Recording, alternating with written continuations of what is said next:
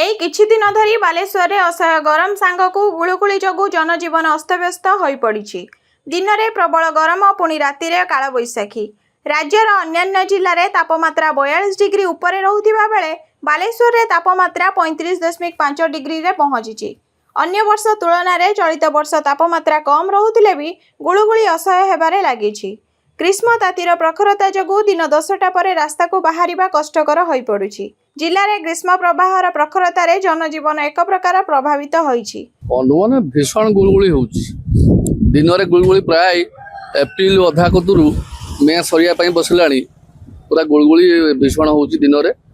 आ राति रे बेळुली आसी बेलकु संध्या समय रे काला बैशाखी होउछि। ता द्वारा गछपत्र भांगुछि, इलेक्ट्रिक पोल भांगुछि, विभिन्न प्रकार क्षति होउछि।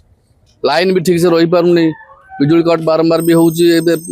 बैशाखी पई काला बैशाखी पई विभिन्न समस्या लोक माने होउछन। तेणु लोक माने भी सचेतन हवा दरकार कि आम बाहर को बाहरला बेले गामछाटे नवा, उदा गटी उपरे पकेवा, छताटे नवा, पानी बोतल नवा, तरल पदार्थ खाइबा पीवा, एसबू कले आम मैंने निजे सतर्क रहिले प्राय हम सुरक्षित रही परिबा। किछि दिन पूर्व बालेश्वर में कालबैशाखीर प्रभाव में वर्षा पवन होइथिला। सहरर विभिन्न स्थान में बड़ बड़ गछ उपुड़िबा सह विद्युत खुंटी भांगी जाइथिला। फल गमनागमन एक प्रकार बाधाप्राप्त होइथिला। अवश्य प्रशासन पक्षरु त्वरित पदक्षेप ग्रहण करा जाइथिला। देखु ये बर्तमान जो अवस्था देखा जाइए पाणीपागर अवस्था आम समस्ते अतिष्ठ। खरा तो जोरदार होची, खरा जेते दूर न होची गुळगुळीटा जोरदार होची और सब लोक असह्य होची। दिन बेला तो जहाँ होची राति भी शोया मध्य कष्टकर होची। दिन मुझे खबर मिलूँ जहाँ एसी काम करूना जो अवस्था है एसी काम करूना। साधारण लोक बहुत कष्टदायक होची। आम समस्त बर्तमान सतर्क रहिबा। खास कर बुढ़ा बुढ़ी माने खरा को जमा बाहर ना।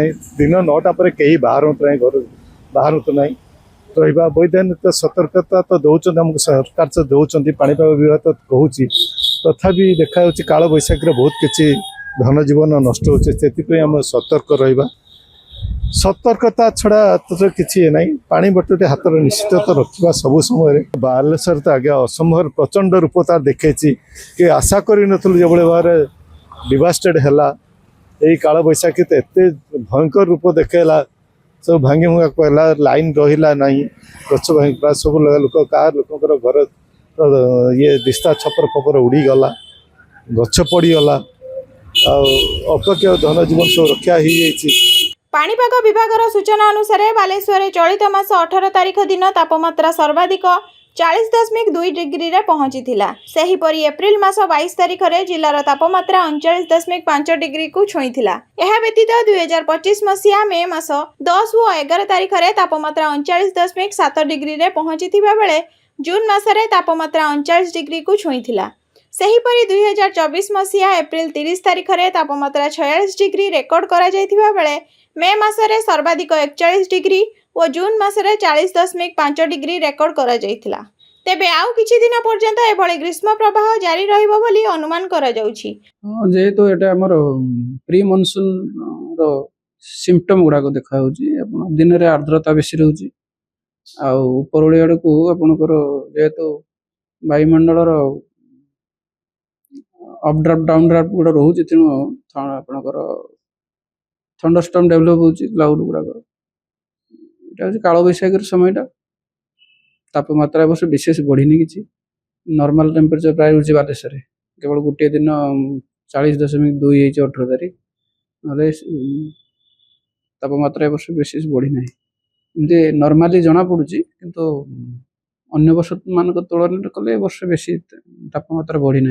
दिखाई आम IMD रू दिखाई वार्निंग दिखाई येलो वार्निंग प्राय रही गोटे सप्ताह पर्यंत heat wave hot weather hot climate एमती रही। उपकूलवर्ती जिला मान को दिखाई अपडेट दिया डेली डेली जो देखुए मैंने जो नॉर्मली कोस्टाल गुड़ाकर हॉट क्लाइमेट वेस्टर्न ओडिशा गुड़ाक heat weather heat wave humid weather रोचे। कोस्टाल रे जलीय बाष्पटा बेसी रोचे। पश्चिम ओडिशा रे सुखिला रोचे, जलीय बाष्प कम रोचे। तेणु से सुखिला तापमात्रा बेसी रोचे।